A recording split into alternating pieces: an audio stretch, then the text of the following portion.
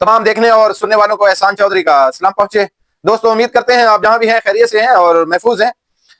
دوستو آج ہم جاوید اختر کے کفریہ عقائد کے بارے میں بات کریں گے۔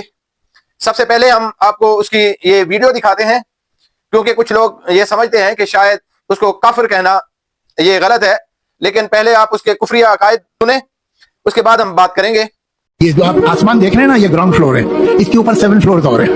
7 فلور پہ جو پینٹ ہاؤس ہے اس میں گاڈ رہتا ہے۔ تو اگر تمہاری مرضی کے بنا پتہ نہیں ہلتا تو پھر یہ جو دنیا میں اتنا انیائے ہے، دنیا میں اتنی بھوک ہے، اتنی بیماری ہے، اتنی مجبوری ہے، اتنے بلاکار ہیں، اتنے ہتیائیں ہیں، یہ اس کے سامنے ہو رہے ہیں۔ یہ چاہے تو روک سکتا ہے لیکن یہ ہونے دیتا ہے، اور یہ مجھ سے پوچھے گا، اس کی مجال ہوگی کہ مجھ سے پوچھے گا کہ تم نے کیا کیا دنیا میں پوچھوں گا اگر یہ نکلا کہ بھائی تم نے کیا کیا۔ جی تو دوستو آپ نے جاوید اختر کی وہ کفریہ نظریات، وہ کفریہ باتیں آپ نے سنی۔ ہم جاوید اختر کو جہنم کا ایندھن بننے سے نہیں روک سکتے، لیکن ہم اس کے کفریہ عقائد کا جو وہ سرعام سوشل میڈیا پر آ کر وہ اپنا اظہار کرتا ہے، ہم اس کے سامنے ایک دیوار بن کر کھڑا ہونا چاہتے ہیں کہ اس کے جو یہ کفریہ عقائد ہیں وہ عام لوگوں کو غلط فہمی میں مبتلا نہ کر دیں۔ وہ جہنم کا ایندھن بنتا ہے جاوید تو بنے، ہمیں اس سے کوئی غرض نہیں، ہمیں اس سے کوئی لینا دینا نہیں۔ بھائی اللہ نے بہت بڑی جہنم بنائی ہے، بہت بڑی۔ آپ جیسے کروڑ نافرمان لوگ اس جہنم کا ایندھن بنیں گے، لیکن ہم اپنے مسلمان بھائیوں کے لیے، ہم اپنے مسلمانوں کے لیے وہ راستہ بند کرنا چاہتے ہیں کہ جہاں سے تمہارے یہ کفریہ نظریات آتے ہیں، راستہ روکیں گے اس کا کہ یہ کفریہ نظریات ہمارے مسلمانوں کا نقصان نہ پہنچائے۔ پھر ہم جاوید اختر کے کفریہ کلمات کا قرآن پاک سے جواب ڈھونڈتے ہیں۔ ایسے لوگوں کے لیے ہمارے قرآن پاک میں اللہ نے کیا فرمایا وہ آپ کو سنواتے ہیں۔ اللہ لوگوں کو ان کے ظلم کے سبب پکڑنے لگے تو ایک جاندار کو زمین پر نہ چھوڑے، لیکن ان کو ایک وقت مقرر تک مہلت دیا جاتا ہے۔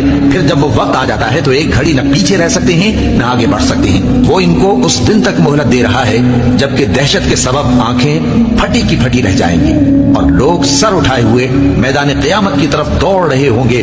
ان کی نگاہیں خود اپنی طرف لوٹ نہ سکیں گے اور ان کے دل مارے خوف کے ہوا ہو رہے ہوں گے۔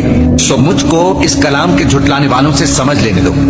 ہم ان کو آہستہ آہستہ ایسے طریق سے پکڑیں گے کہ ان کو خبر بھی نہ ہوگی، اور میں ان کو مہلت دیے جاتا ہوں۔ میرا داؤں بڑا مضبوط ہے، اسی نے موت اور زندگی کو پیدا کیا تاکہ تمہاری آزمائش کرے کہ تم میں کون اچھے کام کرتا ہے، اور وہ زبردست ہے، بخشنے والا ہے۔ وہ جو کام کرتا ہے اس کی پرسش نہیں ہوگی، اور جو کام یہ لوگ کرتے ہیں اس کی ان سے پرسش ہوگی۔ جی، قرآن پاک نے ہر چیز کھول کھول کر بیان کر دی۔ ہم جاوید اختر ان جیسے لاکھوں لوگوں کو یہ پیغام دینا چاہتے ہیں کہ اپنے کفریہ عقائد کو، اپنے کفریہ نظریات کو تم روک لو، بند کر دو اور دین کی طرف آ جائیں۔ دین سیکھیں، اسلام سیکھیں، پھر اللہ پر یقین، اللہ کے فرشتوں پر یقین، اللہ کی کتابوں پر یقین اور اللہ کے پیغمبروں پر یقین اور نبی پاک صلی اللہ علیہ وآلہ وسلم کے آخری نبی ہونے پر یقین۔ پھر آپ کی نجات انشاءاللہ ہوگی۔ اگر یہی نظریہ رہا تو پھر آپ جہنم کا ایندھن بنیں گے۔ تو اللہ نے نافرمانوں کے لیے جہنم بھڑکائی ہوئی ہے، تو وہ جہنم آپ کے انتظار میں ہے جاوید اختر اور تم جیسے وہ لاکھوں لوگ جو اللہ کا انکار کرتے ہیں اور اللہ کے نبی کا انکار کرتے ہیں اور اللہ کی کتابوں کا انکار کرتے ہیں۔ تو پھر وہ دن دور نہیں ہے جب یوم الحساب آئے گا، جس دن حساب مکمل ہوگا اور آپ کو پرچہ جہنم کا ملے گا۔ پھر اس جہنم میں چلتے رہنا جاوید اختر، پھر تمہاری فلمی دنیا وہاں کام نہیں آئے گی، وہاں پھر جہنم کا وہ ایندھن بنو گے، پھر وہاں سے کبھی نہ نکل پاؤ گے۔ اس دن پتہ چلے گا آپ کو کہ خدا ہے، اللہ ہے، اور وہ پوری طاقت کے ساتھ ہے، جس کے قبضے میں یہ زمین اور آسمان اور پوری کائنات ہے۔